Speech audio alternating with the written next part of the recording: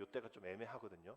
1884년이냐, 아펜젤 언더두가 제물포에 들어온 1885년이냐, 그래서 140년의 오늘이냐, 올해냐, 내년이냐 뭐 이렇게 엇갈리기도 합니다. 그런데 선교사님들이 들어올 수 있게끔 만든 그러한 이런 모습이 있어야 되잖아요. 고종 황제가 그런 것을 윤허를 한 해가 1884년이기 때문에 어찌 보면 맥클레이 선교사와 다른 선교사들이 또 이미 오래전부터 그러한 언더우드 아펜젤러 선교사가 아무런 제한 없이 들어올 수 있게 되어진, 들어와서 그냥 몇 년 동안 가만히 있었던 게 아니라 들어오자마자 교육, 의학 뭐 이러한 다른 것들을 사역을 감당할 수 있었던 것을 열어준 그런 선교사들이 있단 말이에요. 그리고 고종 황제가 그 일들을 감당했기 때문에 선교의 발걸음이 시작이 된 거죠. 그래서 뭐 140년이 뭐 올해냐 내년에 그건 중요한 것이 아니라 이 고종 황제도 당시 어려운 그런 환경 속에서 이 선교사들과 함께 그 나라의 일들을 같이 감당했다라는 것이 중요한 겁니다. 다른 사람들이 아닌 선교사들과 함께 교육 사업과 또 의료 선교 사업, 그래서 같이 하고 그것을 선교를 할 수 있게끔 윤허가 되어진 것이지요. 그런 결단이 한국 교회의 교회사에 있어서 큰 전환점이다라고 기독교 교육 어떤 학자들의 평가입니다. 이 결단으로 인해서 뭐 고종이 우정국 설치하고 병원 또 학교 또 전화 전기 뭐 농업 연구소 이런 설치를 통하여서 이런 개화에 앞장서게 됐는데 선교사들이 그 일들을 감당했다라는 것이죠. 그래서 이런 복음으로 그 다음에 일들이 자연스럽게 스며들 수가 있었던 겁니다. 이런 교육과 의료, 구제 사역을 통하여 어두운 그런 민족에게 빛과 희망이 되었던 것이죠. 선교사들의 일기를 보면 참 난감하다라는 표현들이 참 많습니다.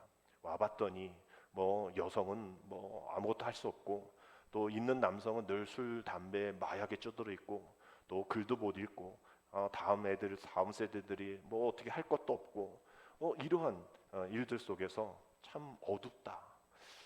그냥 가고 싶다, 돌아가고 싶다라는 얘기들 많이 합니다. 뭐가 다 세팅되어 있던 상황들이 아닌 것이죠. 와서 다시 빌드업 해야 되는 일, 다시 시작해야 되는 것, 그러면 안 된다고 얘기를 해야 되는 것. 아니 이렇게 살아왔는데 뭐 귀찮게 뭘 바꿉니까? 당신 나라 돌아가세요.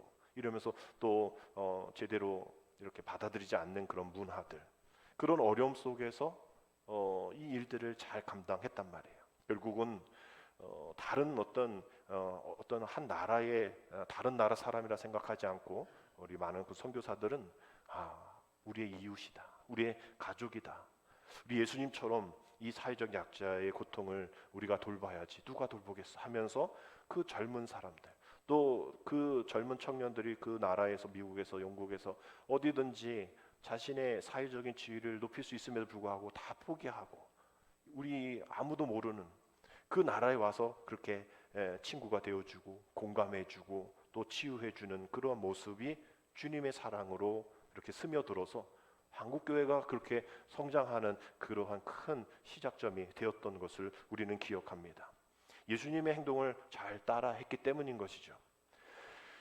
그래서 우리는 충만한 교회는 세상을 향한 축복의 통로가 되자라면서 그 하나님의 사랑, 하나님의 자비 이 지역에 스며들도록, 그래서 그런 일들이 섬김과 나눔과 실천으로 되어지길 위해서 기도하며 섬기며 사랑하며 나아가고 있습니다. 이 일들은 우리가 그냥 하는 것이 아니라 교회의 사명인 것이죠.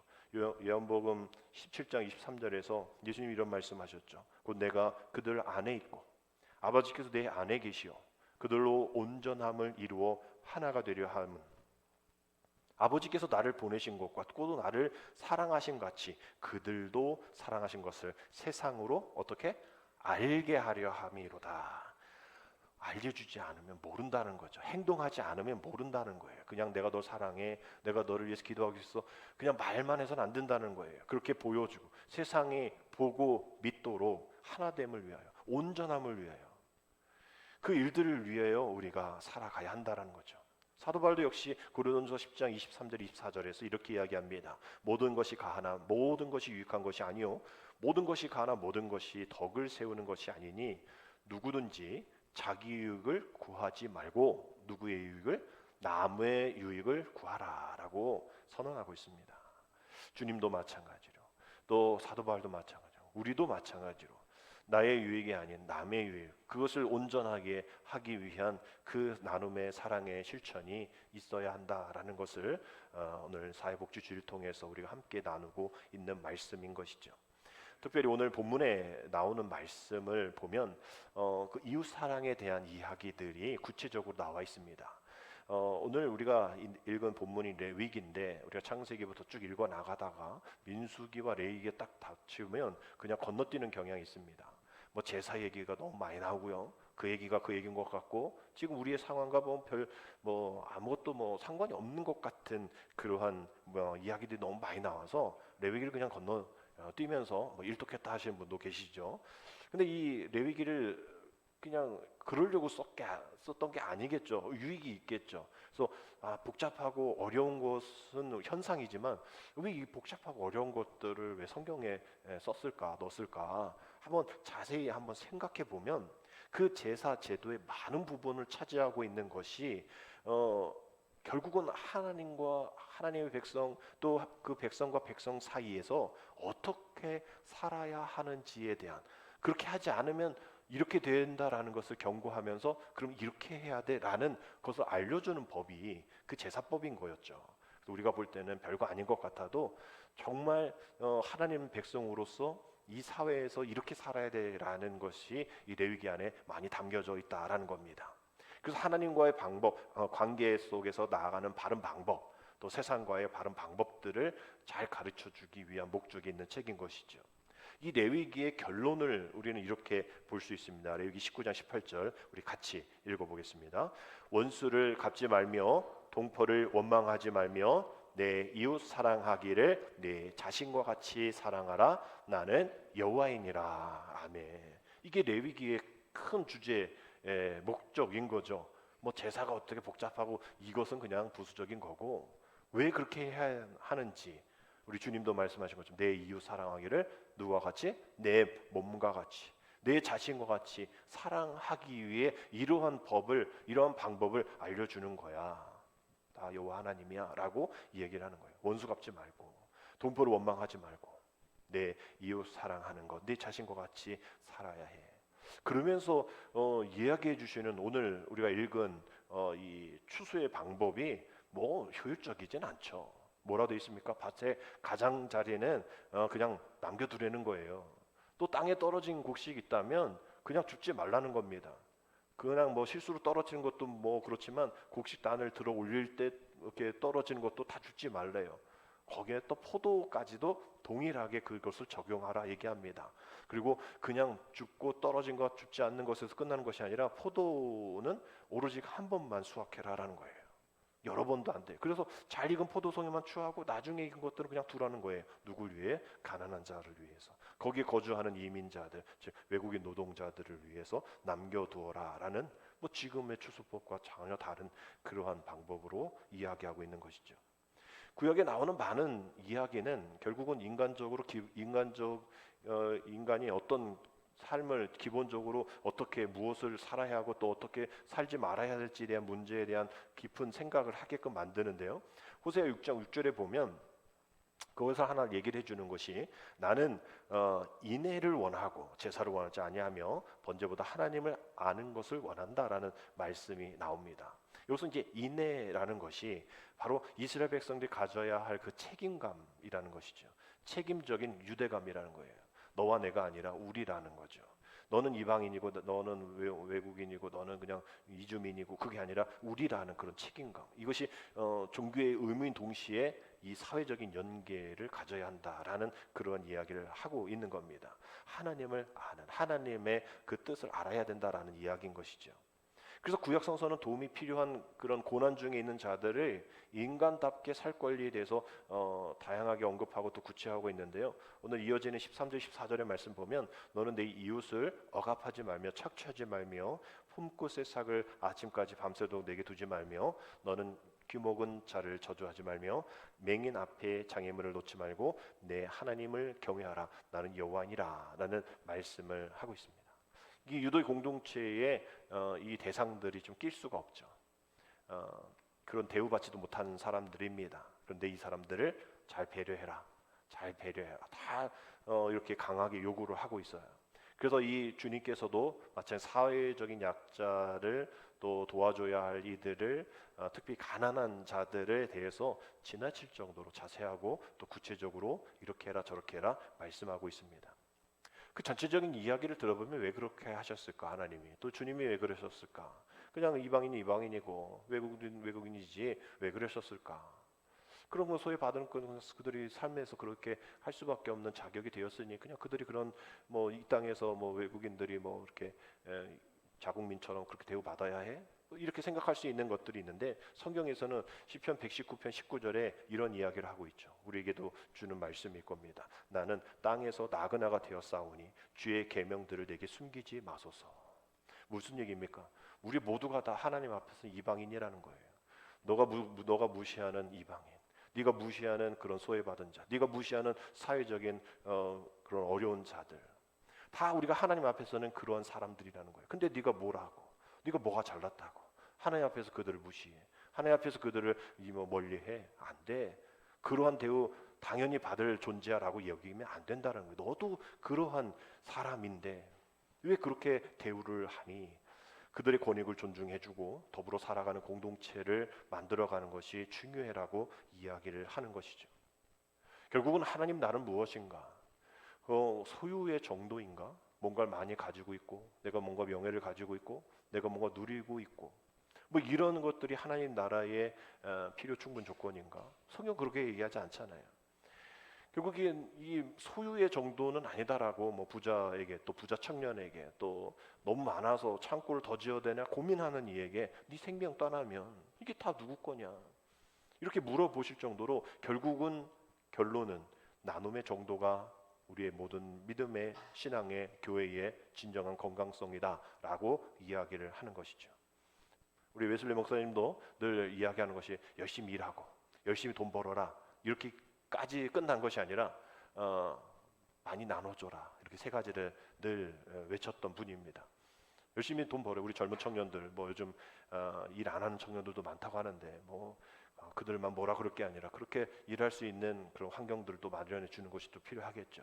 그러나 일하지 않는 사람들이 있으니 웨슬리 당시에 일해 돈 좀 벌어 또 저축도 해 거기서 끝나서 그들의 만족으로 그것이 끝나는 것이 아니라 모아서 뭐 할 거야 돈 벌어서 뭐 할 거야 우리보다 어려운 이들을 위해서 나눠야지 많이 벌어 어떻게든 많이 벌어 열심히 저축도 해 그 대신 많이 나눠라고 웨슬리 목사님은 이야기하셨습니다. 결국 이런 일들이 우리의 삶 가운데에 주신 축복을 생각하면 우리도 그렇게 해야 하겠죠. 우리의 것에 밧세대 모퉁이와 같은 그러한 영역들이 있을 겁니다. 우린 그것을 가지려고 애쓰고 또 남의 것도 가져가려고 애쓰는 우리 욕심들이 너무나 많이 있죠. 그러나 일부러 그렇게 하지 말라라는 오늘의 어떤 실천의 메시지가 하나 있으니 여러분도 이런 약자를 위해서 또 우리도 그러한 사람들이니 그러한 것을 세상에서 한번 보여주며 또 그렇게 악착같이 뭔가를 뺏으려고 하고 또 챙기려고 하고 뭐 우리는 늘 그렇잖아요. 뭐 하면 이렇게 가져가려고 하고 뭐 지금 약간 이 한강 이 작가의 책도 그런 게 아닌가 생각이 돼요. 책도 안 보는 사람들이 교보문고에 줄 서면서 책 사려고 하는 게 이게 내가 가지고 있어야 되는 왠지 불안한감 뭐 이런 거 보지도 않을 거면서 여튼 우리 도서관에 책이 2개 다 있으니까 한번 빌려가 보시고 막 가지려고 뭐 없으면 허전한 것 같고 뭐 사재기하는 그런 마음이 우리 안에 있다면 다 오늘 이 말씀을 기억하면서 내 모퉁이에 있는 거 베지도 말고 또 따지도 말고 또 더 거두려고 하지 말고 남들이 가져갈 수 있도록 섬기는 그러한 세상을 향한 축복의 통로가 되어줘야 해라고 말씀하는 말씀을 우리가 실천해 볼 필요가 있죠. 그리고 우리 저금통도 우리가 실천하면서 이렇게 나눠주고 있는데 사실 뭐 동전 넣기도 어렵고 또 우리도 돈 없어서 그렇지만 우리가 어떤 일들 가운데에 되게 기분 좋을 때가 뭐예요? 만약에 10,000원짜리인데 5,000원에 사면 되게 기분 좋잖아요. 근데 여러분 원래 10,000원이라면 그 기분 좋은 거는 기분만 좋고 5,000원은 여기 떼어서 우리가 우주정통에 넣어놓으면 우리가 이런 실천을 할 수 있는 거죠. 원래 10,000원짜리인데 5,000원 할인받아서 5,000원 샀으면 그 기쁜 마음만 갖고 나머지 5천 원은 띄어서 이삭 줄게 같은 그런 마음으로 이렇게 되면 우유 저금통이 막 차고 넘칠 텐데 매년마다 하는 우유 저금통이 잘 차지 않는 그런 모습들이 있습니다. 올해는 올해 내년이죠. 내년에는 여러분들이 좀 잘 모으셔서 이런 이삭 줍기, 내 모퉁이 프로젝트 이런 걸 한번 마련하셔서 그러한 일들 가운데 또 생각하면 이게 내 게 아니다라는 마음 가지고 모으면 모아지거든요. 이게 내 거다라니까 악착같이 더 싼 거, 더 이렇게 좋은 거 찾아가려고 애쓰는 우리들인데 그런 사랑의 실천도 할 수 있으리라 생각합니다. 그래서 우리는 이렇게 이야기할 수 있을 거예요. 우리 한번 따라합시다. 하나님의 나라는 우리를 통해 전해지고 하나님의 상급은 사랑을 통해 쌓여진다. 우리가 이렇게 전해야죠. 난 이렇게 살아. 왜 그렇게 살아? 하나님이 이렇게 살라고 했어. 믿음의 사람들이 세상 속에서 신뢰를 얻지 못하는 것이 무엇일까요? 어떻게 하면 더 가지려고 할까? 어떻게 하면 속임에서 더 가져가려고 할까? 이런 모습들이 믿음의 사람들, 교회 다닌 사람들에게 많이 보이기 때문에 세상이 실망하는 겁니다. 그들은 기대하고 있는 게 있단 말이에요. 그들이 복음을 기대하는 거, 하나님이 어떠신 분 이런 걸 기대하는 것보다는 나보다 좀 더 정직하게, 내가 그래도 존경할 만한, 그 세상에 존경할 만한 사람이 없으니 그래도 내가 교회 다닌 사람은 존경할 수 있게끔 그런 삶을 살았으면 좋겠다라는 것이 그들의 마음 가운데 있는 거죠. 거부하는 것 같고 배척하는 것 같지만 또 욕하는 것 같고 신뢰도 평가 5점 만점이 2.5도 안 되잖아요. 반타작도 못하는 거죠. 그들이 그렇게 하는 이유는 그래도 관심이 있는 거예요. 좀 잘해봐. 좀 잘 좀 하면 안 되겠니? 내가 누굴 보고 배우겠어? 결국은 믿음의 사람들을 통해서 주변에 있는 교회 다니는 사람 통해서 다른 사람 몰라 너는 그러면 안 되지. 다른 사람 그렇게 얘기해도 너는 그렇게 이야기하면 안 되지. 이런 것들을 듣고 싶은데 모두가 다 똑같은 얘기, 모두가 다 부정적인 얘기, 모두가 다 그저 아는 얘기를 하니까 너무나 답답한 거예요. 누가 이러한 상황 속에서 내게 정말 빛과 같은 그러한 이야기를 전해줄 사람 없을까? 근데 짜잔 하고 나타나는 어떤 사람이 딱 그런 얘기를 했는데 쟤 뭐야? 쟤 교회 다닌 사람이잖아. 쟤 권사잖아. 쟤 장로잖아. 쟤네 아버지가 목사잖아. 이러면서 이렇게 교회 다니는 사람은 뭔가 바라보는 게 다르고 부정적인 시각에서 긍정적인 것을 발견하는. 그래서 우리도 늘 듣는 얘기 또 소문 이런 게 부정적인 게 들리지 긍정적인 건 별로 안 들리잖아요. 말을 안 하죠. 좋은 얘기는. 안 좋은 얘기만 하니까. 그러면 그것을 받았을 때 우리가 그것을 어떻게 해석하고 어떻게 얘기할까? 똑같이 부정적으로 얘기할까? 더블로 2배로 1+1으로 이렇게 더 전달해야 될까? 아니라는 거예요. 세상 사람들 그걸 기대하지 않는다는 거예요. 그런 소리를 들어도 교회 다니는 사람은 다르네. 나 같으면 말이야 찾아가고 억울해서 고소하고 무고죄하고 이렇게 할 텐데 교회 다니는 사람 다르네. 저런 태도 저런 상황 속에서 저렇게 하는구나. 저도 왜 그래? 하나님의 나라가 그런 사람을 통해서 전달해지는 거예요. 아까 말씀드린 것처럼 교육과 의료와 모든 시설이 안 되는 상황에서 예수님 믿으세요 안 된단 말이에요. 예수님을 믿을 수 있는, 볼 수 있는, 들을 수 있는 마음, 상태, 지혜, 글 읽을 수 있는 능력이 없는데 그걸 어떻게 들어요? 그러니까 그것을 짜두고 계속 정립하고 한강 작가가 맨날 노벨상 주세요 이런 쫓아다녔단 말이에요. 열심히 글 쓰고 파악하고 그런 마음을 알고 이러니까 그렇게 해서 상을 받은 거죠. 우리도 그렇게 쌓아야 된다는 거죠. 하나님 나라가 이런 거다라는 것을 보여주고 그것이 하늘의 상급 우리가 세상에서 못 받죠. 오히려 교회 다니는 사람은 이렇게 하지 마 이러면서 좀 차별 받을 수가 있겠죠. 그러나 우리의 상급은 우리의 사랑을 통해서 쌓여지고 하늘에 있기 때문에 우리는 그것을 하나님의 선하심으로 받으면 되어지는 거예요. 세상의 경쟁 또 패배 이런 것에 발맞춰서 함께 가면 안 된다라는 것이죠. 내가 살기를 바라는 거기에서 이제 우리가 함께 살기를 원하는 먼저 된 자뿐만 아니라 나중자 된 그 사람까지 기회를 얻기를 원하는 그런 모습들이 성경 안에 또 포도원 또 이런 그러한 노동에 대한 이야기도 일찍 온 사람이나 늦게 온 사람이나 동일하게 주는 하나님의 베푸심이 있다라는 것이죠. 이것이 바로 하나님의 뜻이고 하나님의 비전이라는 겁니다. 교회에서 흔히 우리는 비전 얘기를 하죠. 단어를 씁니다. 뭔가 이렇게 고급스러운 단어인 것 같아요. 그래서 그래서 이 비전이 뭡니까? 라고 물어보면 앞으로 미래, 또 앞으로의 계획, 자신의 모습 방향 이런 것을 떠올리면서 결심하고 기도하는 것을 이제 비전이라 이야기합니다. 맞는 얘기인 것 같아요. 그러나 우리가 이 비전이 내가 계획하고 내가 플랜을 짜서 또 몇 년 주기에 뭔가를 하는 것이 비전이라면 성경도 역시 마찬가지로 그렇게 얘기를 해야겠죠. 근데 성경에서는 비전이라는 얘기가 나올 때는 전혀 우리의 계획, 우리의 어떤 플랜을 얘기하고 있지 않습니다. 65번 정도 언급되어지는 그 과정 속에서 40번은 하나님 보여주신 환상이에요. 그리고 나머지는 어떤 묵시, 계시, 좀 알기 어려운 그런 것으로 이 비전이 번역이 되어질 때 사용이 되어졌습니다. 내 계획이 아니라 하나님의 계획인 거예요. 우리 한번 따라합시다. 비전은 내 계획이 아니라 하나님의 계획이다. 비전이 뭡니까를 보면 막 내가 생각을 해. 우리는요, 이 공동체는요, 어떻게 비전 얘기하는데 하나님의 계획에 대해서 얘기하라 그러면 잘 못해요. 뭐 하나님이 알아서 도와주시겠죠. 아니, 하나님의 계획이라니까요, 비전. 내 계획이 아니라 성경적으로 이야기를 하자면 비전은 내 계획이 아니라 하나님의 계획. 우리 앞서 찬양을 불렀던 원하고 바라고 기도합니다라는 그 찬양 늦게 오신 분들은 또 이제 집에 가셔서 한번 찬양을 한번 들어보세요. 참 마음에 와닿는 가사가 많은데 특별히 이제 후렴구가 하나님의 꿈이 나의 비전이 되고 라고 찬양을 하고 있어요. 나의 비전이 하나님의 꿈이 나의 비전이 된다. 아주 대단한 신학적인 또 대단한 간증의 가사인 거죠. 여러분 오늘 여러분 제가 꿈 여러분 아세요? 제 꿈 여러분 겁니까? 제 꿈은 제 거죠. 그래서 뭐 이렇게 뭐 세상적인 걸로 뭐 내 꿈 살아 막 얘기를 하는데 내 꿈은 제 겁니다. 하나님의 꿈 누구 거예요? 하나님의 거죠.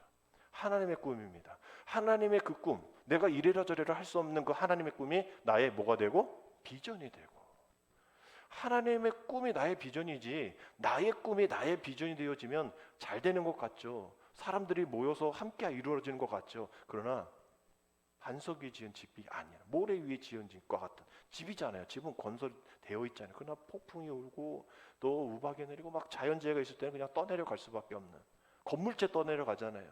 우리 많은 그 재난 거기 일본 쓰나미에서 봤을 때 집이 그냥 그냥 다 그냥 떠내려가듯이.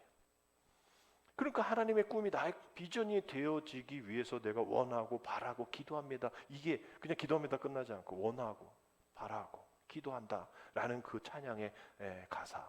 좀 우리가 마음쪽 속에 신비에 새겨야 될 그러한 가사가 아닌가 생각을 해요. 하나님의 꿈을 우리는 이래라 저래라 하잖아요. 나의 꿈에 맞추라고 얘기하잖아요. 강요하잖아요. 그러지 않으면 나 교회 안 나가요. 나 그럼 헌금 안 해요. 나 그러면 나 이거 사역 안 할 거예요. 나 그만둘 거예요. 우리는 하나님 앞에 오히려 막 대들고 하나님 앞에 막 협박을 하는. 그래서 조금 내 꿈이 되어지고 내 비전이 되면 그제서야 하나님 토닥거리 우리가 토닥거리자 하나님은 수고하셨어요. 잘하셨어요. 다음엔 이러지 마세요. 이러면서 우리는 하나님과 딜을 하는 이러한 멍청한 믿음의 삶을 사는 우리들의 모습이 얼마나 많습니까? 하나님의 꿈이 나의 비전이 되고 이 짧은 문장 가운데 정말 이 문장을 통하여서 정말 내 꿈은 무엇인가? 내 계획들이 있겠죠. 내 자녀들의 계획이 있겠죠. 지금도 계속 신방하면서 계획을 물어보고 또 비전을 물어보고 기도의 제목 물어보는데 대부분 다 우리 계획이죠. 그러나 우리가 정말 원하고 바라고 기도하는 하나님의 꿈이 무엇인지 하나님이 나를 통해서 이 교회에 이 사역에 이 사회에 이 지역에 내 직장에 무엇을 원하시는지 하나님의 꿈이 있잖아요. 그럼 하나님의 꿈이 악한 걸까요? 내게 원하지 않는 걸까요? 아니 그 선한 아버지 어머니가 자녀에게 뱀 주지 않다라고 얘기하잖아요. 좋은 걸로 악한 부모도 그런데 선하신 하나님의 꿈이 우리에게 안 되는 것을 요구하셨을까요? 그러면 이 마음 가지고 그 상대방을 보면 하나님이 그 상대방을 향해서 주는 그 꿈이 있는데 그 비전이 있는데 그 말함이 있는데 우린 그것을 무시하면 될까요? 안 돼. 그거 해서 뭐해? 그거 할 필요 없어. 난 너 도와주지 않을 거야. 그를 통해서 주시는 하나님의 꿈이라 여기고 그의 비전으로 삼고 있는 것을 우리가 격려하고 칭찬하고 함께 해주지 못할 망정 그것은 아니야. 난 못 도와줘. 너 혼자 해. 결국은 나의 꿈이 나의 비전이 되어지기 원하는 사람의 패턴이 그거라는 것이죠. 하나님 꿈 내가 만들 수 있는 것이 아닙니다. 하나님의 꿈은 기다리는 거예요. 하나님의 꿈은 하나님이 원하시는 대로 주는 겁니다. 이것이 부름 받음이고 이것이 바로 주님이 우리에게 주신 비전이라는 것이죠. 하나님으로부터 주지 않으면 알 수 없다라는 겸손함이 필요한 겁니다. 내가 알아요. 내가 할 수 있어요. 그러나 하나님이 말씀하지 아니하시고 하나님께 기도하지 않으면 그것은 아닌 거예요. 하나님의 꿈은 하나님이 원하시는 것이기 때문에, 하나님께 결과를 맺기를 원하시는 것이기 때문에, 그러한 비전, 하나님의 뜻은 무엇일까? 그 하나님의 뜻대로 우리가 살아가는 것. 데살로니가전서 4장 3절 6절에서 그러한 분명한 말씀이 나옵니다. 하나님의 뜻은 이것이다라고 얘기하면서 뭐라 얘기해요? 너희의 뭐다? 거룩함이다라고 얘기해요. 그 거룩함이 처음에는 음란 버리고 이런 것으로 얘기하는데, 그 뒤에 보면 그러한 너 형제를 해하지 않고, 6절 말씀 보니까 이러한 것들, 그러한 모습 속에서 거룩함이다라고 얘기하는 거예요. 우리가 그냥 거룩하게 주일날 예배 잘 드리고 두 손 들고 기도하고 눈물을 흘리며 기도하고 이런 것으로 우리가 아는 그런 거룩함 뿐만 아니라, 세상 속에서도 그런 사람이 세상에서 그런 어려운 약자들을 외면하고 또 무시하고 천대시 여기는, 주님도 그러지 않으셨는데 그 일들 가운데 그렇게 행하는 일들, 그건 거룩함이 아니라는 거죠. 코람데오 하나님 앞에서, 우리의 거룩함은 하나님 앞에서의 거룩함입니다. 단독자인 거죠. 하나님 앞에서 내가 거룩한지 않으면 하나님 다 아시잖아요. 하나님 다 아시는데 우리가 뭘 속이겠어요? 우리 세상 사람은 속일 수 있어요. 그 세상 속에서는 내가 교회 권사고 장로고 집사고 성도인 거를 모르게 할 수도 있어요. 그러나 세상에서는 그렇게 숨길 수 있어도 주님 앞에서는 숨길 수가 없죠. 우리를 만드신 분인데, 우리 모든 것 되신 분인데 우리가 어떻게 하나님 앞에 숨길 수가 있겠습니까? 그 앞에서의 거룩함을 얘기하는 거죠. 그 거룩함, 그것이 바로 하나님의 꿈이라는 거예요. 하나님의 비전이라는 거예요. 그래서 그런 비전 가운데에 하나님, 이 나라, 이 민족이, 또 우리가 이 현실을 쫓아가는 그런 비전이 아니라 하나님의 뜻, 하나님의 말씀해 준 성경적인 가치관, 또 그런 약자 가운데 함께 하셨던 하나님, 그 사람 안에 있는 하나님의 꿈을 인정할 수 있는 우리가 되게 하여 주옵소서. 우리가 이렇게 기도하며 나아가는 그런 사회복지 주일이 되어야 합니다. 여러분들 오늘 교회 계단 올라오시고 내려가실 때 이제 보실 포스터가 하나 있는데요. 27 연합 예배라는 포스터입니다. 어제 누가 왔다 가시더라고요. 그래서 누구시냐 그랬더니 포스터 나눠드리려고 왔어요. 그래서 27 연합 예배 아시죠? 제가 또 알고는 있어서 좀 참 다행이었다 생각하는데 이게 27이 10월 27일입니다. 그래서 이 서울 광화문 광장과 시청 일대에 연합 집회를 2시부터 5시까지 또 그 예장 장로교의 주도로 시작이 되어진 이 프로그램이에요. 예배예요. 이게 이제 왜 10월 27일인가? 우리가 종교개혁주일이 10월 27일 이제 마지막 주입니다. 그래서 그때를 맞춰서 건강한 가정, 거룩한 나라라는 이 주제를 가지고 악법 저지를 위한 200만 연합 예배다. 200만이 그 자리 다 모이는 게 아니라 100만 정도가 현장, 또 100만 정도가 우리와 같이 멀어서 못 가고 또 주일이라 못 가고 이러한 사람들 온라인을 통해서 이제 100만에서 200만 성도가 함께 이 악법 저지, 요즘에 이게 동성 커플 건강보험 피보험자 인정해줬잖아요. 이게 동성 결혼에 대한 시작이거든요. 그래서 이 일들 악법 저지를 위해서 한국교회 200만 성도가 10월 27일에 함께 모여서 기도하자 이런. 그래서 또 우리 교인들 중에도 한 분 가시려고 하는데 예배 드려야 돼. 예배 드려서 우리가 2시간 만에 서울 가기는 어려우니까 예배 드리고 온라인으로도 하니까 그 시간에 한번 교회에서 볼 수도 있는, 또 집에서도 볼 수 있는 시간이 가졌으면 좋겠습니다. 우리 감리교에서 공식적으로 참여하라 이렇게 공문이 오지 않아서 저도 적극적으로 참여를 권하진 않지만, 아니 이건 필요하잖아요. 지금 이 시대가 잘못 가고 있잖아요. 만약에 선교사들이 지금 다시 이 한국 땅에 140년 후에 이 한국 땅에 다시 들어온다면 깜짝 놀랄 거예요. 아니 우리 왜 이렇게 되었어요? 왜 이런 복음과 이런 진리 가운데 나가지 못합니까? 소수자들, 또 그러한 소외받은 자를 사랑하고 또 섬기는 것은 중요하지만 성경적이지 않은 것에서는 분명하게 얘기를 해야죠. 진리 가운데 있지 않으면, 본질 가운데 있지 않으면 분명하게 얘기해야죠. 그 사람을 뭐라 그런 게 아니라 그러한 본질이 아닌 그래서 계속 이렇게 되어지는 이런 현상이 우리만 이런 게 아니라 다음 세대들까지 영향을 끼치지 않습니까? 아마 이렇게 얘기하지 않을까 생각합니다. 도화지에 검은색이 칠해져 있는 상황 속에서 이제 그러지 맙시다, 이렇게 합시다라고 그 위에 흰색을 계속 덮는다고 하면 그게 흰색이 되냔 말이에요. 무슨 색이 됩니까? 회색이 되죠.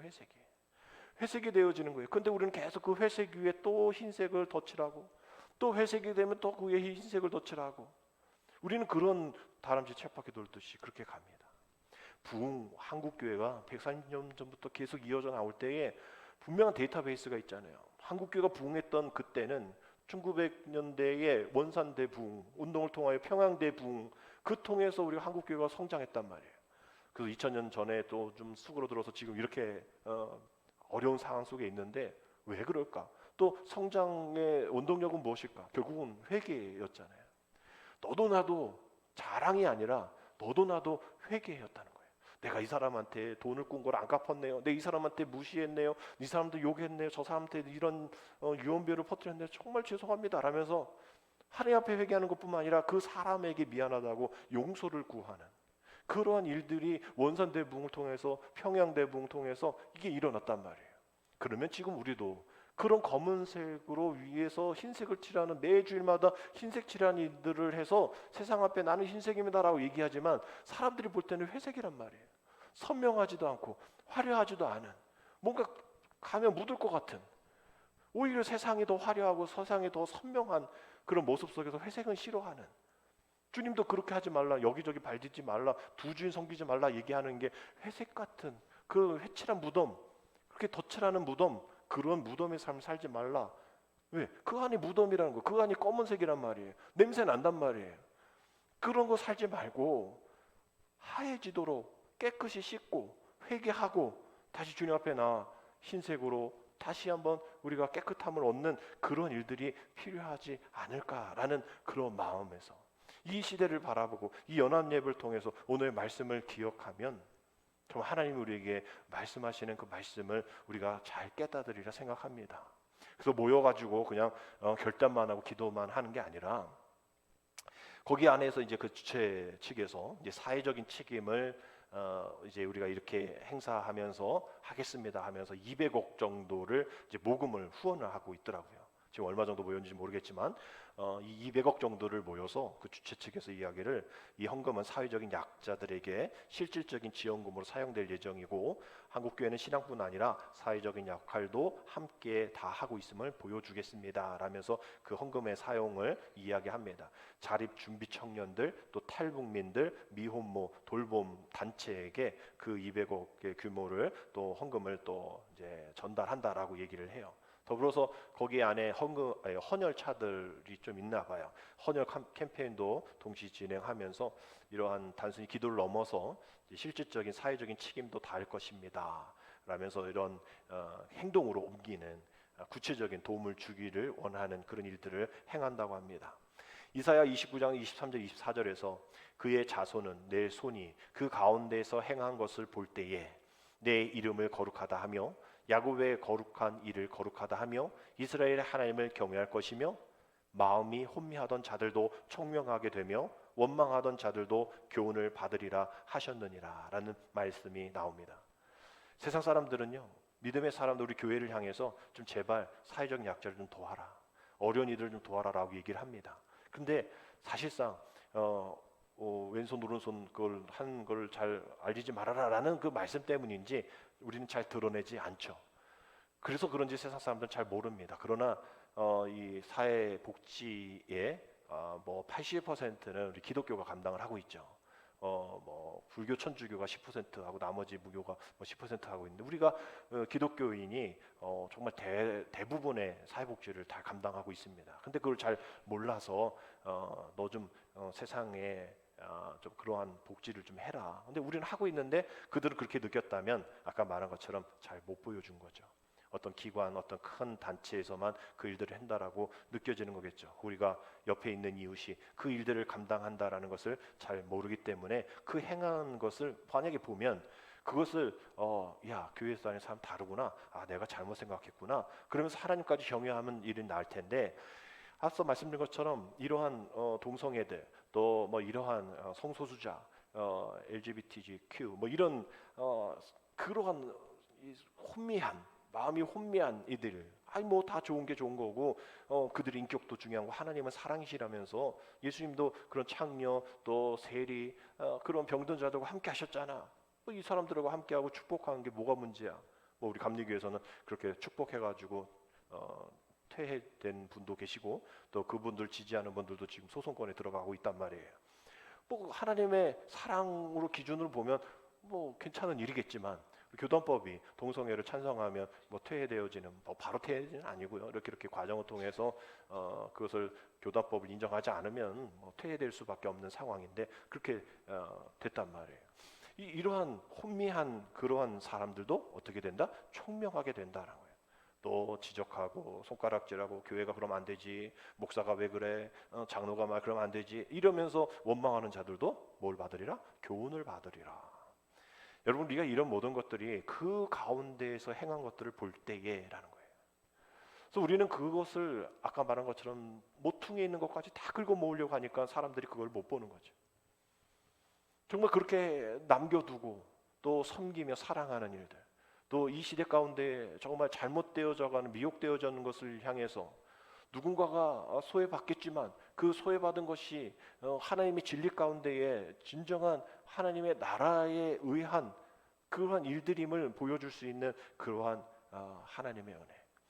그래서 우리 교회의 이름이 충만한 교회죠. 처음에 충만교회로 나와 있는데 그 풍성한 하나님의 은혜 우리가 없어서 뭐 너네 거 뺏고 또 이런 걸 뭐 종교다운주의에서 이거를 거부하고 뭐 이런 것이 아니라 우리 하나님의 은혜가 우리 안에 충만하기 때문에 우리가 그것을 너무나 뭐 위험하다 생각하고 또 뭐 그것을 너무 뭐 법적인 것 같고 그런 것이 아니라 우리가 여유롭게 우리가 진리의 사람이니까 앞서 말씀드린 것처럼 뭐 다른 사람이 뭐라 그러면 어때? 나만 아니면 되지. 하나님만 아시면 되지라는 마음으로 충만한 은혜 가운데에 우리가 살아가면 될 거라 생각합니다. 에베소 1장 23절이 그 말씀이죠. 우리 같이 읽겠습니다. 교회는 그의 몸이니 만물 안에서 만물을 충만하게 하시는 이의 충만함이라. 충만이라는 단어가 두 개나 들어가 있죠. 교회가 바로 교회를 설명하려면 충만이다라고. 아까 말씀드린 소유의 충만함이 아니라 나눔의 충만. 나눌 수 있는 것은 뭔가 가지고 있기 때문에 나눠줄 수 있는 거죠.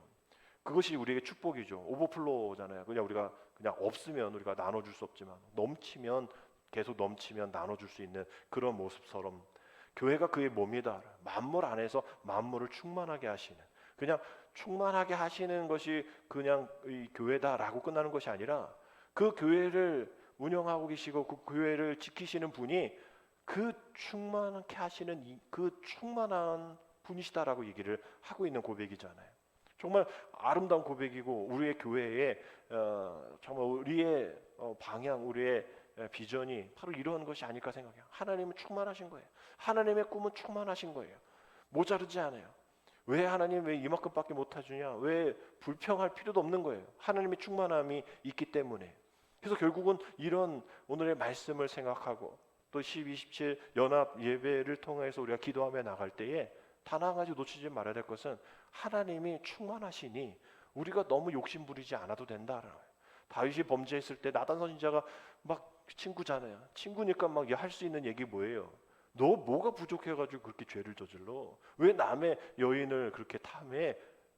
야, 너 모자랐다고 쳤다고 치다. 그러면 너 하나님이 모자른 것에 대해 다 채워주실 텐데 너 왜 이렇게 범죄를 저질렀어? 그래서 회개하잖아요. 하나님의 충만함을 안다면 우린 그런 죄를 범하지 않습니다. 하나님의 충만함을 안다면 세상에서 우리가 그렇게 쪼잔하게 살지 않아요. 하나님의 충만함을 우리가 늘 마음 가운데 새겨난다면 세상 사람들이 우리를 향해서 우리를 통해서 세상을 바라보고 우리를 통해서 세상의 모든 일들을 해석하기를 원할 겁니다. 하나님이 충만하지 않은 게 아니라 내가 충만하지 못한 거죠. 우리 교회 이름이 충만하지만 우리가 충만하지 못한 겁니다.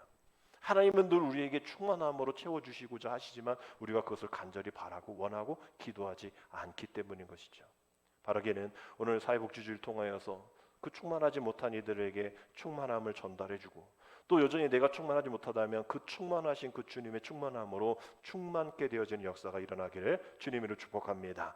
이것이 잠깐의 충만함이 아니라 영원한 그런 충만함, 그 영원한 충만함으로 그것이 하나님의 꿈이 되고 그것이 우리의 비전이 되어서 하나님의 충만함으로 날마다 승리하며 나아가는 저 여러분 되시기를 주님의 이름으로 축복합니다. 기도드립니다. 하나님, 나의 삶이 나만을 위해 또 이기적인 삶이 되어지지 않도록 하나님 도와주옵소서. 내 자신이 이웃의 정당한 대가를 빼앗지 않음을 넘어서서 내 삶이 이웃과 넉넉히 나누고 연대하며 살아갈 수 있는 그러한 공간 되어지게 인도하여 주옵소서. 그리스도의 삶을 본받아 나의 이익보다는 하나님의 온전한 터전의 이익이 되어지는 삶을 살기를 원합니다. 하나님께서 내 손이 수고한 대로 먹는 축복을 주실 때에 그 축복을 감사히 누리면서 또한 어려운 이들을 돌아보기를 원하오니 결단하며 실천하며 나아갈 수 있는 우리 모두 되게 인도하여 주옵소서. 만물을 충만케 하시는 그 충만한 예수님의 이름으로 감사하며 기도드립니다. 아멘.